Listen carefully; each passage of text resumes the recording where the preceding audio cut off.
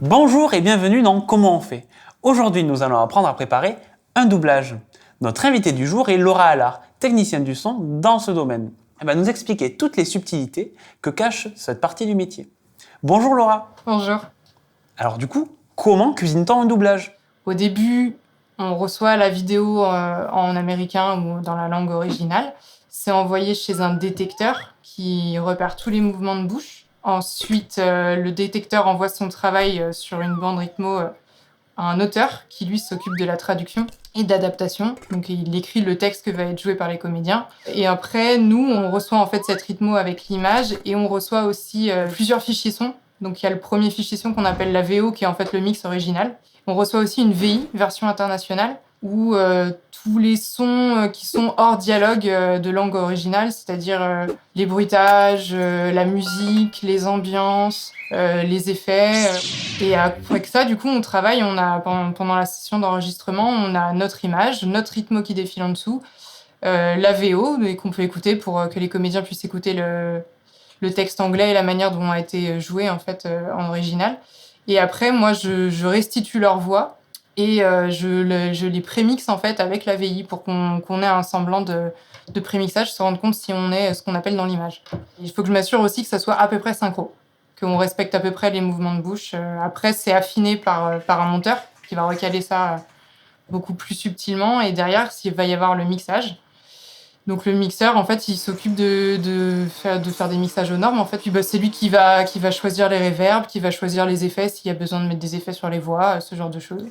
Et c'est lui qui va du coup s'occuper de tout finaliser le produit. Et après, on relivre aux Américains. Et du coup, quelle saveur apporte le directeur artistique dans cette recette ? Le directeur artistique, il est là, c'est un peu un chef d'orchestre. Déjà, c'est lui qui s'occupe de la distribution. Donc, c'est lui qui choisit les comédiens français qui vont doubler les comédiens américains. Il essaye de guider le comédien français et il s'occupe aussi de bien vérifier qu'on est ce qu'on appelle dans l'image, donc que les mimiques du visage sont logiques avec ce qui est fait en français. Et il faut combien de temps de préparation pour un doublage ? Alors ça dépend vraiment du film.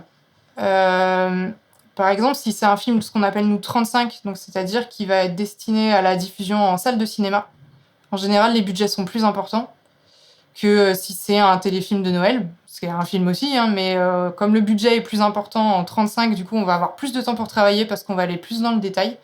Et après, l'auteur, je sais pas combien de temps a mis l'auteur pour écrire, mais je pense que ça se compte en semaines. Donc, à partir du moment où les Américains nous donnent leurs produits et nous, on leur rend, il se passe plusieurs mois, quoi. Je dirais 1 mois et demi, 2 mois, quoi. Et pour les spectateurs, est-ce que vous pouvez nous faire un résumé des ingrédients qu'il faut pour un bon doublage ? Il faut des bons auteurs qui savent vraiment comprendre le langage cinématographique, des bons détecteurs.